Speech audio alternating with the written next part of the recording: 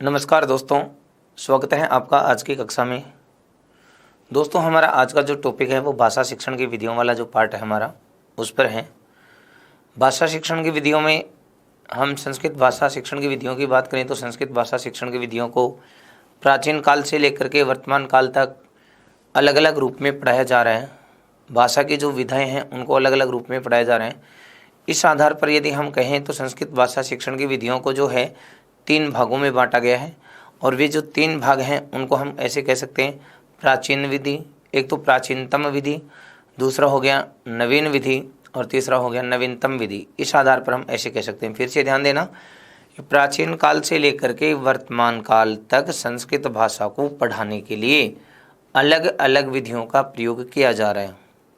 इस आधार पर हम ये कह सकते हैं कि संस्कृत भाषा शिक्षण की जो विधियां हैं उन विधियों को 3 भागों में बांटा जाता है और वे जो 3 भाग हैं उन 3 भागों को हम ऐसे कह सकते हैं।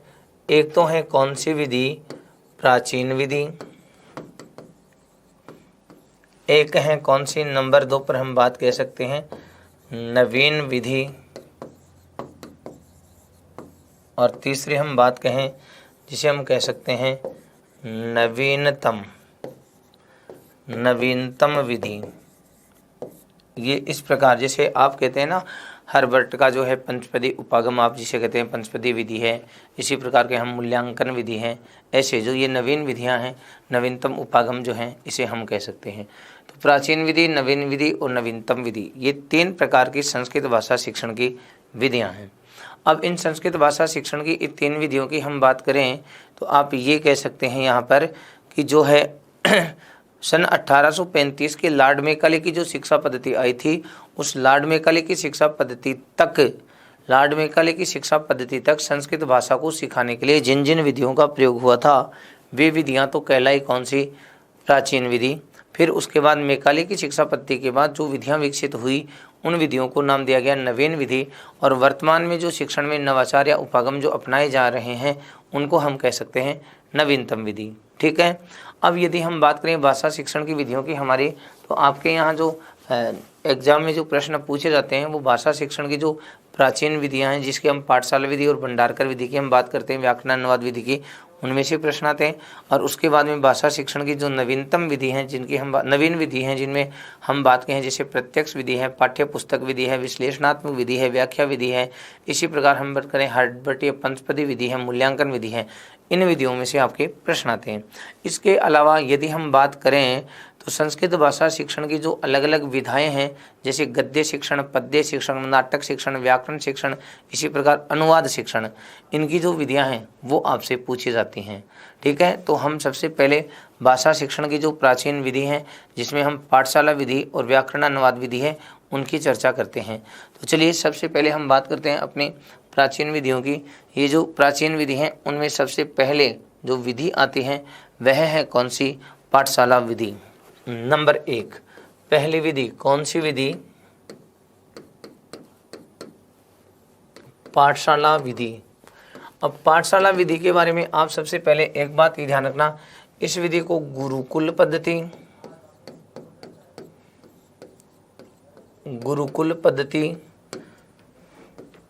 परंपरागत विधि, गुरुकुल पद्धति कह दो, परंपरागत विधि कह दो, पांडित्य विधि कह दें, पंडित प्रणाली कह दीजिए, इसी को नकदी का रूप कह दो, आदि नामों से ये विधि जो है जानी जाती है। पहली बात तो अब प्राचीन काल में क्या होता था कि छात्र जो हैं वे गुरुओं के समीप रहकर ही, छात्र गुरुओं के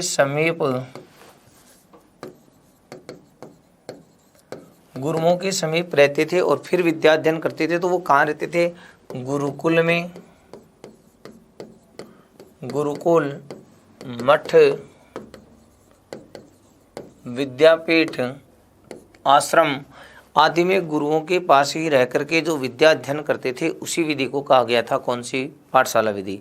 पाठशाला विधि में शिक्षण कार्य उपनयन संस्कार के बाद होता था। छात्रों का उपनयन संस्कार होता, उस उपनयन संस्कार के बाद गुरुजी उसको जो है गायत्री मंत्र का उपदेश देते और गायत्री मंत्र के उपदेश के साथ ही बालकों की जो है शिक्षा वो आरंभ हो जाती थी। फिर शिक्षा के दौरान बालकों को 12 वर्ष तक वेदों का अध्ययन अध्यापन का कार्य करवाया जाता था। फिर वेदों के बाद में षड दर्शन आदि जो हैं वो भी उसमें जोड़ दिए गए और बालकों को अध्ययन करवाने लगे। अब इस विधि में जो शिक्षण कार्य होता था वह संपूर्ण शिक्षण कार्य मौखिक रूप से होता था। ये अब ध्यान रखें, पाठशाला विधि के अंतर्गत संपूर्ण शिक्षण कार्य मौखिक रूप से होता था। इसलिए आप यहाँ कह सकते हैं इसमें सुनना बोलना कौशल तो विकसित हो सकते थे, लेकिन पढ़ने लिखने का इसमें कोई चांस नहीं था। फिर इस पाठशाला विधि में भी शिक्षण कराने के लिए शिक्षक जो अलग अलग तरीके अपनाते थे, उन अलग अलग तरीकों को ध्यान में रखते हुए पाठशाला विधि की 10 उपविधियाँ हैं, जिसका कि आपको रीट 2021 में प्रश्न भी पूछा गया था कि पाठशाला विधि के अंतर्गत समाहित विधि कौन सी नहीं है, ऐसा पूछा था। तो इस पाठशाला विधि में जो शिक्षण कार्य मौखिक रूप से होता था वह मौखिक रूप से कौन कौन से तरीके से होता था, वो 10 तरीके से होता था। तो चलिए हम स्टार्ट करते हैं। इस पाठशाला विधि में कौन कौन सी बातें हैं। सबसे पहले तो हम बात करें प्राचीन विधि कौन सी हुई है, तो उन प्राचीन विधियों में आपको ये 2 विधियाँ बताएगी, एक पाठशाला विधि और एक दूसरी है व्याकरण अनुवाद विधि, जिसको भंडारकर विधि के नाम से भी जाना जाता है। ये जो प्राचीन विधि है वो कौन सी मानी जाती है, तो कहा सन 1835 में मेकाले की जो शिक्षा पद्धति आई थी, इस मेकाले की शिक्षा पद्धति के बाद संस्कृत भाषा सिखाने हेतु जिन विधियों का प्रयोग किया गया था वे विधियां प्राचीन विधि कहलाई। इन प्राचीन विधियों में 2 विधियां प्रमुख हैं, जिनमें एक तो है पाठशाला विधि, दूसरी है व्याकरण अनुवाद विधि, जिसको रामकृष्ण गोपाल भंडारकर ने प्रतिपादन किया था। उन्हीं के नाम से इसको भंडारकर विधि भी कहा जाता है। ठीक है, अब सबसे पहले हम बात करते हैं पाठशाला विधि को। पाठशाला विधि को जिन जिन नामों से जाना जाता है, तो पाठशाला विधि को परंपरागत विधि, गुरुकुल पद्धति, पंडित प्रणाली, नगदी का रूप, इन नामों से इसको जाना जाता है। यह भाषा शिक्षण की प्राचीनतम विधि है। एक बात तो याद रखेंगे, 17वीं शताब्दी तक ये कहा गया कि 17वीं शताब्दी तक पाठशालाओं में, गुरुकुलों में, आश्रमों में, विद्यापीठों में और मठों में यह विधि जो है नियमित रूप से चलती रही। इसी समय यूरोपीय जो विद्वान थे उन्होंने और धार्मिक प्रचारों ने भी संस्कृत का अध्ययन इसी विधि से आरंभ किया था। ये सामान्य सी बातें बताइए। अब इस विधि में शिक्षण कार्य क्या होता था, आपने कहा 1835 के बाद में जैसे ही मेकाले की शिक्षा पद्धति आई, धीरे धीरे ये जो विधि है वो वर्तमान में लुप्त हो चुकी है, अर्थात धीरे धीरे इसकी उपेक्षा होगी और फिर नई नई विधियाँ जो हैं वो आविष्कृत हो गई। ठीक है, इस विधि में संपूर्ण शिक्षण कार्य जो है वो किस रूप से होता था, मौखिक रूप से। एक बात ये ध्यान रखेंगे, संपूर्ण शिक्षण कार्य मौखिक रूप से होता था, ये प्रश्न आपको पूछा गया है। इस विधि में शिक्षण कार्य कौन से संस्कार के बाद आरंभ होता था, उपनयन संस्कार। उपनयन संस्कार से इस विधि में शिक्षण कार्य आरंभ होता था। उपनयन संस्कार के बाद में गुरु जो है छात्र को गायत्री मंत्र का उपदेश देते थे और गायत्री मंत्र के उपदेश के बाद से ही छात्रों की शिक्षा जो है आरंभ हो जाती थी। ये बात आप सामान्य सी नॉर्मल सी बातें आपको ध्यान रखनी है। उसके बाद आगे चर्चा करें, इस विधि में जो है शिक्षण के दौरान पुरुषार्थ चतुष्टय, जिन्हें धर्म अर्थ काम मोक्ष माना गया, उन्हीं वे ही शिक्षा के उद्देश्य रखे गए थे, अर्थात शास्त्रार्थ द्वारा आदर्श पंडित बनाना ही इस विधि का मुख्य उद्देश्य माना गया था। यह विधि ब्रह्मचर्य पर आधारित थी, जो कि शिक्षण की अपेक्षा व्यक्ति की जीवन शैली को अधिक महत्व देती थी। क्यों देती थी, क्योंकि गुरुकुलों आदि में जब गुरुकुल आदि में जहाँ बालक गुरुओं के पास रह करके विद्या अध्ययन करते थे, वहाँ उन्हें ब्रह्मचर्य का पालन करना होता था। ब्रह्मचर्य आश्रम में वो रहते थे, इसलिए ब्रह्मचर्य का पालन करना होता था। तब ये कहा गया कि ये शिक्षा के बजाय ब्रह्मचर्य पर आश्रित थी, अर्थात जीवन शैली पर भी ज़्यादा महत्व देती थी। इस पर आप ऐसे कह सकते हैं। गुरु और शिष्य के मध्य इस विधि के अंतर्गत ये बात कही कि गुरु और शिष्य के मध्य जो संबंध होते थे वे पिता पुत्र के समान होते थे। गुरु यहाँ पर पिता के समान और ईश्वर के समान माना जाता था। छात्र जो होता था वो पुत्रवत होता था। ठीक है, उसके बाद हम बात करें, गुरु और शिष्यों के समीप रहकर अध्ययन करता था, इसीलिए छात्र को कौन सी संज्ञा दी जाती थी, अंतेवासी की संज्ञा दी जाती थी। गुरु के समीप रहकर अध्ययन करने के कारण छात्रों को अंतेवासी कहा जाता था। इस विधि के अंतर्गत पाठ्यक्रम जो क्या रखा गया था, 12 वर्षों तक वेदों का अध्ययन अध्यापन, 12 वर्षों तक वेदों का अध्ययन अध्यापन का जो कार्य था वही इसमें पाठ्यक्रम निर्धारित किया गया था। उसके बाद में वेदों के बाद में इसमें षड दर्शन आदि को भी बाद में जोड़ दिया गया। ये सामान्य सी विधि पाठशाला विधि। अब बात करें थे इस पाठशाला विधि के अंतर्गत जो शिक्षण कराने के जो तरीके थे वो जो हैं 10 तरीके अपनाए गए थे। तो वो क्यों अपनाए जाते थे और किस रूप में अपनाए जाते थे उनकी चर्चा करेंगे। इस विधि में कठोर अनुशासन का पालन होता था, ब्रह्मचर्य पर आश्रित और आधारित थी, इसलिए कठोर अनुशासन का पालन हो गया। शिक्षण कार्य कौन से रूप में, मौखिक रूप से होने के कारण इसमें कंठस्थीकरण पर और रटने पर ही इसमें सबसे ज़्यादा बल दिया जाता था। मौखिक कार्य होने के कारण दो कौशल तो इनमें विकास हो जाता था, सुनना और बोलना कौशलों का विकास तो होता, लेकिन पठन और लेखन कौशल की यहाँ पर क्या हो जाती थी, उपेक्षा हो जाती थी। ठीक है, इस विधि के अंतर्गत प्रशिक्षण का स्थानांतरण भी होता रहता था। ठीक है, आप ये ध्यान रखेंगे, आप प्रशिक्षण का स्थानांतरण। इस विधि में व्याकरण शिक्षण की प्रधानता होने के कारण कुछ इसे व्याकरण पद्धति के नाम से पुकारने लगे, लेकिन वास्तव में देखा जाए तो ये व्याकरण पद्धति नहीं बल्कि पाठशाला विधि है। उसके बाद में इस विधि को नगदी का रूप इस नाम से भी इसको पुकारा जाता है। ये सामान्य सी चर्चा होगी अपने पाठशाला विधि को लेकर के। अब उसके बाद हम बात करें इस पाठशाला विधि में शिक्षण हेतु जिन जिन विधियों को अपनाया जाता था वे 10 विधियां ये हैं, और यहीं से आपके रीट में प्रश्न आया था 2021 में कि पाठशाला विधि के अंतर्गत समाहित विधि कौन सी नहीं है। तो पाठशाला विधि में ये 10 उपविधियां हैं, जिन 10 उपविधियों में पहली तो है मौखिक एवं व्यक्तिगत शिक्षण विधि, नंबर 2 होगी पारायण विधि, तीसरी है वाद विवाद, इसी प्रकार प्रश्नोत्तर, व्याकरण, सूत्र विधि और व्याख्या विधि, भाषण विधि, कक्षा नायक विधि तथा कथा कथन विधि। ये जो विधियां हैं 10 विधियां इस पाठशाला विधि की उपविधियां थी। अब ये जो 10 उपविधियां थी इनमें शिक्षण कार्य कैसे होता था, इन सब की हम एक एक से डिटेल से चर्चा कर लेते हैं। सबसे पहले मौखिक एवं व्यक्तिगत शिक्षण, देखिए इसके नाम में इसकी परिभाषा छुपी है। यहाँ पर बालकों से सबसे पहले मौखिक कार्य करवाया जाता था और बालकों को जहाँ पर भी समस्या होती थी वहाँ पर व्यक्तिगत रूप से शिक्षक जो है उस बालक का जो त्रुटियाँ आदि होती थी उनके बारे में उनको अवगत कराता और उन्हें दूर कर देता था।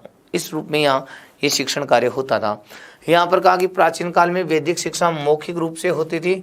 इसके अंतर्गत गुरु स्वयं वैदिक मंत्रों का उच्चारण करके बालकों से मौखिक रूप से अनुकरण करवाते। उच्चारण संबंधी प्रत्येक दोष को गुरु व्यक्तिगत रूप से छात्रों को बता देते थे। फिर आगे अपन के इस विधि के अंतर्गत प्रतिदिन नया पाठ पढ़ाते।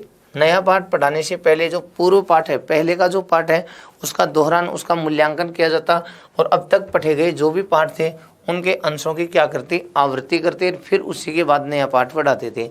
इस विधि के अंतर्गत जिस पर बल दिया जाता था वह था कंठस्थीकरण। छात्रों को मौखिक उच्चारण के साथ साथ ही वैदिक मंत्रों को कंठस्थीकरण करने पर अत्यधिक बल दिया जाता था।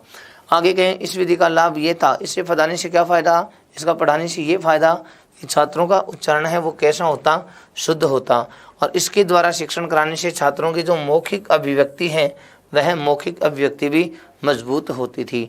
इस विधि द्वारा विषय वस्तु पर स्थायी अधिकार प्राप्त होता था। क्यों? क्योंकि वे रट करके कंठस्थ कर लेते थे। आगे के इस विधि के अंतर्गत ये दूसरी अपनी जो विधि है वह विधि है पारायण विधि। पारायण विधि की हम बात करें, बिना अर्थ समझे हुए वैदिक मंत्रों के सहस्वर पाठ को, ये बात ध्यान रखना, वैदिक मंत्रों के सहस्वर पाठ को, वो भी कैसे, बिना अर्थ समझे। बिना अर्थ समझे वैदिक मंत्रों का जो पाठ है उसी को क्या कहा जाता था, पारायण। पारायण करने वाला छात्र क्या कहलाता था, पारायणिक कहलाता। इस विधि में भी किस पर बल दिया जाता है, कंठस्थीकरण पर। इस विधि में भी कंठस्थीकरण पर बल दिया जाता है। अब इस विधि में एक बात और थी कि जो छात्र जिस विषय वस्तु को याद करता और उस विषय वस्तु को याद करके कंठस्थ कर लेता था, ऐसे छात्र को श्रोत्रिय की संज्ञा दी जाती थी। वैदिक मंत्रों की बार बार आवृत्ति करवाकर, इसको ध्यान रखना है, यहीं से आपका प्रश्न सही हो जाएगा। वैदिक मंत्रों की बार बार आवृत्ति करवाकर कंठस्थ करवाया जाता है। जो छात्र वैदिक मंत्र अथवा विषय वस्तु को कंठाग्र कर लेता उस छात्र का नाम क्या हो जाता था, श्रोत्रिय होता। अब एक बात और भी है, ये पारायण किस रूप में होता था इसके बारे में सुने। छात्र पूर्वाभिमुख करके बैठ जाते थे, कुशासन पर बैठ जाते और फिर उसके बाद में जो वैदिक मंत्र हैं उनका बार बार आवृत्ति करते, उच्चारण करते, वही पारायण कहलाता था। पारायण करने वाला छात्र तो पारायणिक हो गया। अब ये पारायण किस किस रूप में होता था, तो पारायण की जो प्रकृति थी उसके अनुसार पंचक, पंचबार, पंचरूप, फिर इसी प्रकार सप्तक, अष्टक, नवक, इस रूप में पारायण का जो विषय वस्तु थी उसकी जटिलता या सरलता को देख करके पारायण करवा लिया जाता था। पारायण के दौरान जो छात्र उच्चारणगत त्रुटियां करता, जितनी अशुद्धियां करता, उन्हीं अशुद्धियों के आधार पर छात्रों को एकयानिक, द्वैनिक, त्रैनिक आदि नामों से जाना जाता था। और इस विधि से पढ़ाने का लाभ ये था कि जो संचित ज्ञान है उसको भविष्य की पीढ़ियों के लिए इकट्ठा रखा जाता, ज्ञान में, स्मृति में अपने संचित रखा जाता था। ये सामान्य सी बातें हैं अपने पारायण विधि में। तो ध्यान दें, इस विधि के अंतर्गत पारायण करने की अलग अलग प्रक्रिया, पारायण करने की जो प्रक्रिया है उसको अलग अलग नाम दिए गए थे। जैसे पंचक नाम आ गया, पंचबार, पंचबार नाम आ गया, इसी प्रकार पंचरूप नाम आ गया। ऐसे ये इस पारायण करने की प्रक्रिया के अलग अलग नाम हैं। विषय वस्तु के स्तरानुसार पारायण की संख्या बढ़ा दी जाती, जैसे कि सप्तक, अष्टक, नवक आदि इसको नाम दे दिए जाते थे। जब पारायण चलता, एक बात तो ये पारायण के दौरान कोई भी अन्य विषयक वार्ता नहीं होती थी। एक बात तो ये ध्यान रखेंगे, जितनी देर पारायण चलेगा उतनी देर दूसरे विषय पर किसी पर भी बात नहीं होगी। एक बात तो ये, और पारायण जब करेगा तो छात्र जो अशुद्धि करने वाले छात्र थे, उन अशुद्धि करने वाले छात्रों को इस संख्या के आधार पर अलग अलग नामों से जाना जाता। जैसे कोई बालक एक अशुद्धि करता तो उसको एकानिक कहते, 2 अशुद्धि करता तो उसको द्वैनिक कहते, इसी प्रकार 3 अशुद्धि करने वाला बालक क्या कहलाता, त्रिनिक कहलाता। फिर उसके बाद आगे हम बात करें, जो है ये पारायण विधि जो है पाणिनि के समय व्याकरण के लिए उपयुक्त मानी जाती थी। फिर व्याकरण शिक्षण में व्याकरण के सूत्रों की बार बार आवृत्ति करवाई जाती। पाणिनि के समय पारायण को जो जिस प्रकार वैदिक मंत्रों की बार बार आवृत्ति होती थी, वैसे पाणिनि के समय सूत्रों की बार बार आवृत्ति करवाई तो उसे पारायण विधि कहा जाने लगा। पारायण करते समय पारायण के मध्य में अन्य विषयक वार्ता कोई भी नहीं होती थी। और इस विधि का सबसे बड़ा लाभ ये था कि इससे जो भी ज्ञान प्राप्त होता उस ज्ञान को अपनी स्मृति में संचित करने पर ही बल दिया जाता था। ये सामान्य सी विधि थी, कौन सी, पारायण विधि। जो पाठशाला विधि है, उस पाठशाला विधि में पहले मौखिक एवं व्यक्तिगत शिक्षण विधि, नंबर 2 हो गई कौन सी, पारायण विधि। उसके बाद तीसरी विधि की हम बात करें तो तीसरी विधि में आप ये ध्यान देंगे, वाद विवाद विधि। वाद विवाद का मतलब ये होता है बिना किसी पूर्व तैयारी के अचानक से कोई विषय वस्तु प्रस्तुत करके उस पर तर्कस्थलीय भाषण या तर्क वितर्क आदि जो करवा लिए जाते हैं उसे ही कहा जाता है वाद विवाद। जैसे कि आप ऐसे कहें, शास्त्रार्थ और संवाद जो है इसी वाद विवाद विधि का जो है उदाहरण माने जाते हैं। तो ध्यान देंगे वाद विवाद विधि पर बिना पूर्व तैयारी के तथ्यस्थलीय भाषण, व्याख्या तथा विभिन्न मतों की अभिव्यक्ति जो है आदि, यही किसके प्रतीक हैं, वाद विवाद के। यहाँ पर एक बात इसको विशेष ध्यान रखना है आपको, शास्त्रार्थ और संवाद जो हैं वाद विधि के ही क्या हैं, उदाहरण हैं। अर्थात इस विधि के अंतर्गत जिस विषय वस्तु का शिक्षण कराना होता उस विषय वस्तु पर बिना किसी पूर्व तैयारी के तर्क वितर्क प्रस्तुत किए जाते थे। इस विधि का लाभ ये था कि छात्रों में भाव प्रकट करने की शक्ति बढ़ती थी। ये आपकी रीट में आया हुआ प्रश्न है, छात्रों में भाव प्रकट करने की शक्ति का विकास किससे होता है, आंसर रहता वाद विवाद विधि से। उसके बाद अगली विधि है प्रश्नोत्तर विधि। प्रश्नोत्तर विधि का सर्वप्रथम प्रयोग यूनानी दार्शनिक जो सुकरात था उसने किया था, उसी के आधार पर इस विधि को सुकराती विधि भी कहा जाता है। प्राचीन काल में जब शिक्षक जो हैं बालकों को विषय वस्तु पढ़ाते तो उस विषय वस्तु से संबंधित छोटे छोटे प्रश्न करने थे, प्रश्नों के द्वारा उत्तर बता करके ही फिर भाषा का शिक्षण कराते थे। तो आप ध्यान देंगे, सबसे पहले इस विधि का प्रयोग यूनानी दार्शनिक सुकरात ने किया था, इसीलिए इस विधि को कौन सी विधि कहा जाता है, सुकराती विधि कहा जाता है। प्राचीन काल में ओम शब्द के उच्चारण के साथ ही पाठ पढ़ाना आरंभ किया जाता था। उस समय पाठ को किसके माध्यम से पढ़ाते हैं, प्रश्नोत्तर विधि के माध्यम से पढ़ाते थे। इस विधि के अंतर्गत होता क्या था, संपूर्ण व्याख्या के बीच बीच में कुछ प्रश्न पूछे जाते, तत्पश्चात उनके उत्तर बताए जाते थे। इसी क्रम में अपन के छात्र उन्हीं प्रश्नोत्तरों का अनुकरण और आवृत्ति करते और इस आधार पर जो है संपूर्ण व्याख्यान समाप्त हो जाता था। इस विधि में छात्रों का स्वचिंतन, तर्कशक्ति, निरीक्षण शक्ति आदि का जो है विकास होता था। उसके बाद अगली जो विधि थी वह थी व्याकरण विधि। वैसे व्याकरण विधि अपन बात कहें, व्याकरण ऐसे कहा जाता है कि पाठशाला विधि में वेदों में व्याकरण का बहुत अधिक ही महत्व था। बिना व्याकरण ज्ञान के तो जो है वेदों को समझना भी मुश्किल था, क्योंकि महर्षि पतंजलि ने अपने महाभाष्य में कहा है, रक्षार्थम वेदानाम अध्ययनम व्याकरणम। यदि वेदों की रक्षा करनी है तो आपको व्याकरण का अध्ययन अनिवार्य है। व्याकरण को अपन इसके वेद पुरुष का मुख माना गया है, भाषा के प्राण तत्व माने गए। जब तक किसी भाषा का व्याकरण हमें ज्ञान नहीं है, व्याकरण ज्ञान हमें नहीं है, तब तक उस भाषा पर पूर्ण अधिकार नहीं किया जा सकता। इसीलिए कहा गया कि वेदों में खुद में व्याकरण की प्रधानता थी, इसलिए छात्रों को उस समय जो है पाणिनि, अष्टाध्यायी आदि के जो सूत्रों को रटवा करके फिर व्याकरण आदि पढ़ाई जाती थी। अपन ऐसे कहें, देखिए पाठशाला विधि में संस्कृत शिक्षण कराते समय व्याकरण विधि का भी प्रयोग किया जाता था। किसी भी भाषा को दक्षता प्राप्त करना है, तो उस भाषा पर अधिकार प्राप्त करना है, तो उसका हमें क्या ज्ञान होना चाहिए, उसका व्याकरण हमें आना चाहिए। ये बात ध्यान रखेंगे। व्याकरण को भाषा का प्राण तत्व या भाषा की जो आत्मा है इस नाम से भी जाना जाता है। इसी कारण किसी भी भाषा का शिक्षण कराने से पहले उसका व्याकरण ज्ञान होना आवश्यक हो जाता है। आगे हम बात करें, इस विधि के अंतर्गत व्याकरण द्वारा वेदों का पठन पाठन होता था। क्यों? क्योंकि महर्षि पतंजलि ने महाभाष्य में व्याकरण के विषय में ये लिखा है, क्या लिखा है कि रक्षार्थम वेदानाम अध्ययम व्याकरणम। यदि वेदों की रक्षा करनी है तो हमें व्याकरण का अध्ययन करना चाहिए। इस विधि के अंतर्गत प्रारंभ में तो कौमुदी आदि के सूत्र, अमरकोश के श्लोक, शब्द रूप, धातु रूप आदि कंठस्थ करवाकर उनकी व्याख्या और उपयोग बताया जाता था। इस विधि के पढ़ाने का एक फायदा ये था कि बालकों को भाषा की जो सूक्ष्मताएं हैं उनका ज्ञान हो जाता था, और साथ ही भाषा का परिष्कृत और परिमार्जित रूप जो है वो बालकों को हो जाता था। परिष्कृत और परिमार्जित का मतलब है शुद्ध ज्ञान। और सही बात है, जब तक व्याकरण का ज्ञान नहीं हो रहा है तब तक भाषा का शुद्ध ज्ञान नहीं हुआ। और जैसे ही भाषा का शुद्ध ज्ञान हो गया, व्याकरण का ज्ञान हो गया, वैसे ही बालकों को भाषा का शुद्ध ज्ञान भी हो जाता था। उसके बाद आगे चर्चा करें। अगली जो विधि है वह है सूत्र विधि। सूत्र विधि का मतलब क्या है? अर्थात व्याकरण और दर्शन जैसे जो जटिल विषय वस्तु थे, व्याकरण और दर्शन जैसे जटिल विषय वस्तु को पढ़ाने के लिए जिस विधि का प्रयोग किया गया था वह विधि थी सूत्र विधि। ध्यान से सुन ले, व्याकरण और दर्शन जैसे जटिल विषयों को पढ़ाने के लिए जिस विधि का प्रयोग किया जाता था वह विधि थी सूत्र विधि।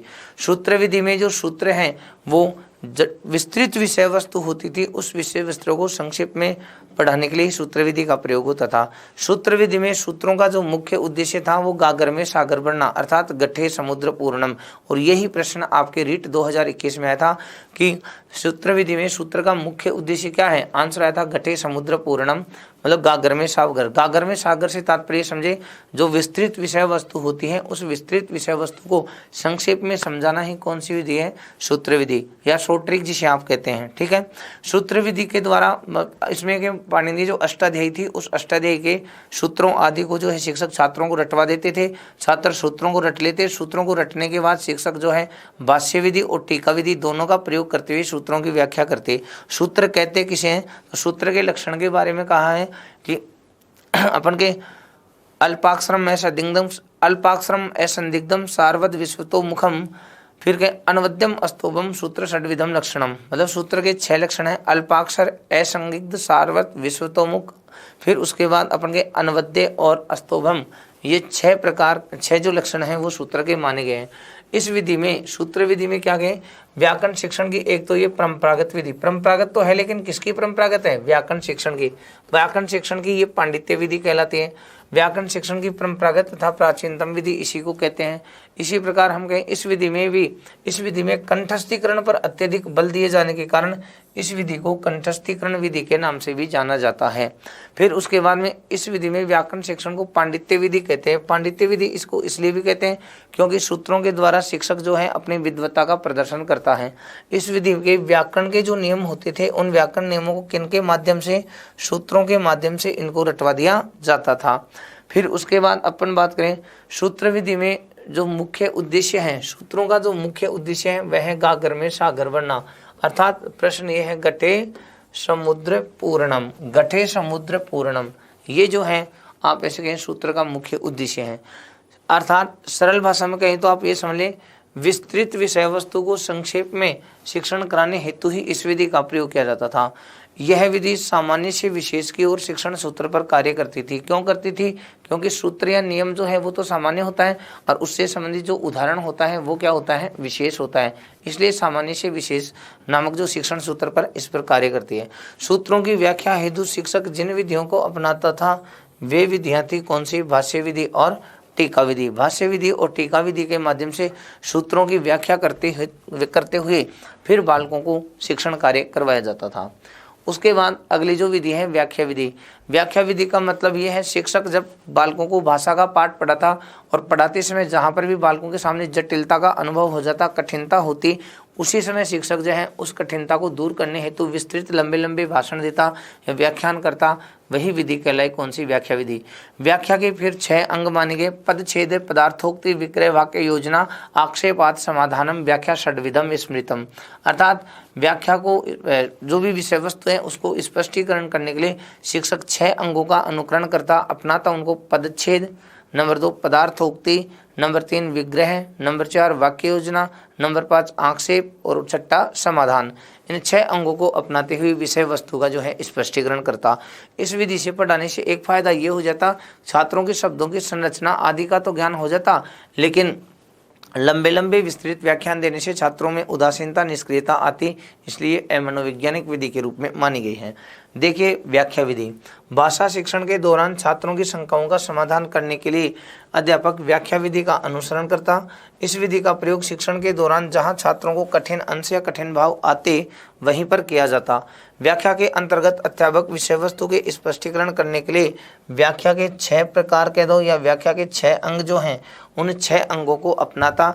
और वे जो 6 अंग हैं वो इस रूप में हैं: पदच्छेद, पदार्थोक्ति, विग्रह, वाक्य योजना, आक्षेपात, समाधानम, व्याख्या, षड्विधम, स्मृतम।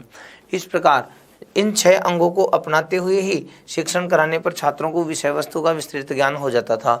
पदच्छेद का मतलब तो ये है शब्दों को तोड़ना और फिर उनका अर्थ स्पष्टीकरण करना। पदार्थोक्ति मतलब शब्दार्थ बता करके, वाक्य विग्रह का मतलब समास विग्रह आदि करते हुए, इसी प्रकार वाक्य योजना वाक्य में प्रयोग करके, आक्षेप उनके जो तर्क वितर्क आदि देते हुए फिर स्पष्टीकरण कर देना। और जहाँ भी समाधान का मतलब जहाँ भी शंका हो डायरेक्टली बालकों की शंका का समाधान कर देना। ये विधि कहलाती थी कौन सी? व्याख्या विधि। व्याख्या विधि के ये 6 अंग थे।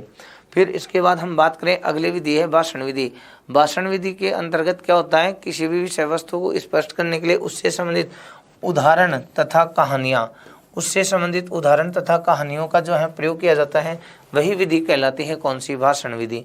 वैसे ही भाषण विधि में अपन कहें विषय वस्तु का स्पष्टीकरण जो है वो किन के माध्यम से होता है? उदाहरणों के माध्यम से होता है। फिर उसके बाद अपन बात करें कथा कथन विधि। कथा कथन का मतलब है कहानी कहना। विषय वस्तु को रुचिकर बनाने के लिए तथा उसे सरल रूप प्रदान करने के लिए ही यह विधि प्रयुक्त की जाती थी। वैसे कथा कथन कहानियों के द्वारा बालकों की कल्पना शक्ति को भी विकसित किया जा सकता। कथा कथन में हम बात करें जैसे पंचतंत्र, विष्णु शर्मा का पंचतंत्र है, हितोपदेश का नारायण पंडित जो है उसकी हितोपदेश जो रचना है, इसी प्रकार कथा सरित सागर है। ऐसे जो कहानी ग्रंथ थे उन कहानी ग्रंथों से शिक्षक कहानियाँ सुना करके फिर उनके माध्यम से बालकों को जो है भाषा का शिक्षण कराते थे। तो अपन ये कहें इस विधि के अंतर्गत भाषा शिक्षण के समय उपनिषद हो गया, पंचतंत्र हो गया, हितोपदेश। हितोपदेश किसकी रचना है? नारायण पंडित की। पंचतंत्र किसकी है? विष्णु शर्मा की। इस प्रकार तो ये जो है इनसे कहानियाँ सुना करके फिर विषय वस्तु के रूप में स्पष्ट करते हुए भाषा सिखाते थे, वही विधि थी कौन सी विधि? कथा कथन विधि। और फिर उसके बाद अंत में इस विधि की बात करें पाठशाला विधि में जो 10वीं उपविधि अपनाई गई थी वह थी कक्षा नायक। कक्षा नायक का मतलब ये है मॉनिटर। मतलब प्राचीन काल में कक्षा में जो छात्र मेधावी होता था, बुद्धिमान होता था, शिक्षक उसको कक्षा नायक बना देता था, मॉनिटर बना देता था। कक्षा में शिक्षक की अनुपस्थिति में वही बालक जो है अपने सहपाठियों को अध्ययन करवाता था। वह बालक गुरु के समान उपस्थित होकर अध्ययन तो करवा सकता था, लेकिन गुरु के समान उसको अधिकार नहीं होते थे। इस विधि के द्वारा पढ़ाने से एक तो बालकों में आत्मविश्वास आता, नेतृत्व शक्ति की भावना का विकास हो जाता, और साथ ही हम ऐसे कहें बालकों की जो शिक्षा कार्य है वो लगातार बिना किसी रुकावट के चलता रहता था। देखिए प्राचीन काल में मेधावी जो छात्र थे वे मेधावी छात्र शिक्षण कार्य में अपने गुरुजनों के अध्यापन में सहयोग करते थे। इस विधि का प्रयोग गुरु के अस्वस्थ होने पर या कक्षा से बाहर जाने की स्थिति में शिक्षण कार्य को अनवरत करने हेतु किया जाता था। इस विधि के अंतर्गत कक्षा में जो छात्र मेधावी होते थे वे ही छात्र अपने सहपाठियों को शिक्षण कार्य करवाते थे। इस विधि में शिक्षण कराने से छात्रों में जो है आत्मविश्वास उत्पन्न होता रहता था। ये आप सामान्य से इसकी जो 10वीं विधि है वह विधि है कक्षा नायक विधि। इसकी चर्चा अब ये जो अपन बात करे थे पहली जो प्राचीन विधि थी पाठशाला विधि, इस पाठशाला विधि की ये जो 10 उपविधियां हैं उनकी हमने चर्चा की। अब पाठशाला विधि के गुण कौन से हैं, पाठशाला विधि के दोष कौन से, यहाँ से भी आपकी एग्जाम में रीट में प्रश्न आए हुए हैं पहले के एग्जाम में। तो सबसे पहले हम बात करते हैं पाठशाला विधि के गुणों की। पाठशाला विधि के गुण हैं वो कौन कौन से हैं सुने। एक तो भारतीय संस्कृति के संरक्षण के लिए उपयोगी है। दूसरा संस्कृत साहित्य के अनुसंधान के लिए उपयोगी है। भाषा पर पूर्ण अधिकार प्राप्त करने में सहायक है। इस विधि द्वारा छात्रों में स्वाध्याय की क्षमता का विकास होता है। आप इसके आध्यात्मिक भावना का विकास होता है। अनुशासन स्थापित करने में सहायक है। छात्रों में चिंतन शक्ति, निरीक्षण शक्ति, तर्क शक्ति को बढ़ाने में भी सहायक है। फिर उसके बाद हम बात करें इस विधि के दोषों की। दोषों में आप बात करें तो इसमें सारा कार्य मौखिक रूप से होता है। शिक्षक अधिक सहायक सक्रिय रहता है छात्रों से, तो रटवाने का कार्य होता है। तो अवबोध की अपेक्षा रटने पर बल दिया जाता है। इसलिए इस विधि को कौन सी विधि मानी गई है? मनोवैज्ञानिक माना गया है। इसमें रटने पर ही ज़्यादा बल दिया जाता है। इसमें छात्रों का पठन और लेखन कौशल की उपेक्षा हो जाती है, क्योंकि संपूर्ण कार्य कैसा होता है, मौखिक होता है। सामान्य बुद्धि व मंदबुद्धि बालकों के लिए अधिक उपयोगी नहीं है, क्योंकि जो प्रतिभाशाली बालक होते हैं वे तो रट लेते हैं, लेकिन सामान्यतः मंदबुद्धि बालक आदि जो है वो रटने में इतने समर्थ नहीं हो पाते। और यह एक नीरस विधि भी मानी गई है। क्यों मानी गई है? क्योंकि इसमें व्याकरण जैसा शुष्क ज्ञान प्राप्त होता है, जो छात्रों को बाध्य कर दिया जाता है शुष्क ज्ञान प्राप्त करने के लिए। ये सामान्य सी अपने जो पहली विधि थी भाषा शिक्षण की प्राचीन विधियों में, वह है कौन सी, पाठशाला विधि। नंबर 2 की हम बात करते हैं। दूसरी विधि अपनी जो है वह है भंडारकर विधि। नंबर 2 विधि जो है व्याकरण अनुवाद।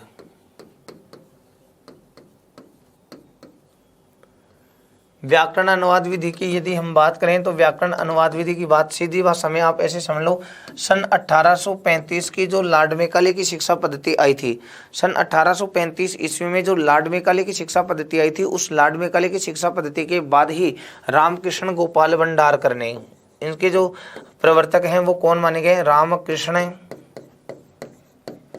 गोपाल भंडारकर। रामकृष्ण गोपाल भंडारकर ने एक नई विधि का विकास किया था और उसी विधि का नाम उन्होंने व्याकरण अनुवाद विधि दिया था। रामकृष्ण गोपाल भंडारकर के नाम के अनुसार ही इस विधि का जो है नाम भंडारकर विधि भी कहा गया है।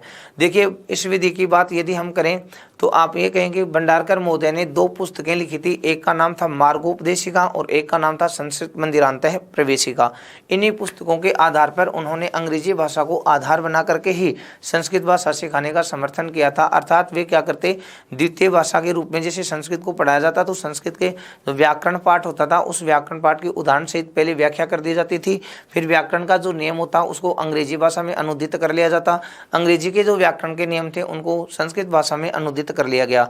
कालांतर में चल करके जो अंग्रेजी भाषा थी उसकी जगह मातृभाषा का प्रयोग किया जाने लगा और मातृभाषा से संस्कृत भाषा, संस्कृत भाषा से मातृभाषा, इस रूप में अनुवाद कर करके फिर बालकों को भाषा सिखाई जाने लगी। उसी विधि का नाम हो गया व्याकरण अनुवाद विधि। अब ये अपन ने जो चर्चा की इसमें आपने सुना होगा कि पहले व्याकरण नियमों से आरंभ होकर के अनुवाद तक चलती रही, इसलिए इस विधि का जो नाम है वह हो गया कौन सी, व्याकरण अनुवाद विधि। भंडारकर महोदय ने इस विधि का प्रतिपादन किया था, इनके नाम पर ही यह विधि कहलाई कौन सी, भंडारकर विधि। ठीक है। अब यदि हम बात करें इस विधि में तो इस विधि पर आधारित जो पाठ्य पुस्तकें होती हैं, इस विधि पर आधारित जो पाठ्य पुस्तकें होती हैं वे छात्र का स्वयं ही पथ प्रदर्शन करने का कार्य करने लगती हैं। तो चलिए ध्यान देते हैं अपने दूसरी विधि जो है व्याकरण अनुवाद विधि, जिसको भंडारकर विधि के नाम से भी जाना जाता है। इसके प्रवर्तक जो हैं वो रामकृष्ण गोपाल भंडारकर माने जाते हैं। इसके समर्थक जो हैं वो शिवराम आपटे माने जाते हैं। यह विधि 1835 की मैकाले की शिक्षा पद्धति के बाद ही विकसित हुई थी। पाश्चात्य शिक्षा शैली का इस पर अत्यधिक प्रभाव दिखाई दिया है। रामकृष्ण गोपाल भंडार ने इस विधि को प्रारंभ किया था, अतः इस विधि को भंडारकर विधि कहा जाने लगा। अब आगे की चर्चा करें तो ये ध्यान दें आप कि भंडारकर ने जो 2 पुस्तकें लिखी थी उन 2 पुस्तकों में एक का नाम तो था मार्गोपदेशिका और एक का नाम था कौन सा, संस्कृत मंदिरांतः प्रवेशिका। अपनी पुस्तकों में, अपने इन दोनों पुस्तकों में उन्होंने पाश्चात्य शिक्षण शैली को अपनाकर ही संस्कृत शिक्षण कराने की कल्पना की है। इसके अंतर्गत सबसे पहले आप इसके अंग्रेजी शिक्षण के माध्यम से संस्कृत शिक्षण तथा संस्कृत शिक्षण के माध्यम से अंग्रेजी शिक्षण के रूप में कार्य किया गया। कालांतर में जाकर के अंग्रेजी भाषा की जगह स्थान ले लिया कौन सी भाषा ने, मातृभाषा ने, और मातृभाषा के शिक्षण से संस्कृत भाषा तथा संस्कृत भाषा शिक्षण से मातृभाषा में शिक्षण करा करके इस विधि हेतु भाषा सिखाने का प्रयोग किया जाने लगा। इस विधि के अंतर्गत होता क्या है, सबसे पहले भाषा की जो संस्कृत भाषा है द्वितीय भाषा, उसके व्याकरण पाठ के उदाहरण सहित व्याख्या की जाती है। उसके बाद उसके व्याकरण नियमों का अभ्यास करवा दिया जाता है। आगे इस विधि के अंतर्गत अभ्यास हेतु नए नए शब्द बताए जाते हैं तथा उन्हीं शब्दों के द्वारा अनुवाद का अभ्यास करवाया जाता है। अनुवाद हेतु वह शब्दकोशों से नए नए शब्दों का प्रयोग किया जाता है। इस प्रकार शिक्षण कार्य समाप्त हो जाता है। यह विधि व्याकरण नियमों से आरंभ हुई तथा संस्कृत अनुवाद तक, व्याकरण नियमों से तो आरंभ हुई और संस्कृत अनुवाद तक प्रयोग में लाई गई, इसलिए इसे व्याकरण अनुवाद विधि कहा गया। यह विधि व्याकरण शिक्षण हेतु ही प्रयुक्त की जाती थी। उसके बाद आगे करें, इस विधि के गुणों की हम बात करें। भंडारकर महोदय की जो विधि है, इस विधि के यदि गुणों की हम बात करें तो आप ये कहेंगे संस्कृत व्याकरण के नियमों को बोधगम्य बनाया जाता है, मतलब समझने योग्य बनाया जाता है। इस विधि में छात्रों को स्वाध्याय की आदत के विकास पर बल दिया जाता है। एक साथ बहुत से छात्रों को सरलता से पढ़ाया जा सकता है। इस पर आधारित पाठ्य पुस्तकें स्वयं पथ प्रदर्शन का कार्य करती हैं और यह रटने की अपेक्षा किस पर बल देती है? अवबोध पर बल देती है। ये सामान्य से इसके गुण हैं। उसके बाद हम बात करें इस विधि के दोषों की, तो यह विधि नीरस विधि मानी जाती है। क्यों? क्योंकि इसमें केवल व्याकरण का नियम एवं अनुवाद पर ही ज़्यादा बल दिया जाता है, बल्कि भाषा के जो अन्य पक्ष हैं, अन्य पक्ष कौन से, जैसे उच्चारण आ गया, अभ्यास आ गया, रसानुभूति आ गई, गद्य के मुख्य भाव आ गए, मौखिक कार्य आ गए आदि, ये जो अन्य जो भाव हैं, अन्य जो पक्ष हैं भाषा के, इन भाषा के पक्षों का जो है अपन बात करें तो उपेक्षा हो जाती है, इस पर कोई ध्यान नहीं दिया जाता।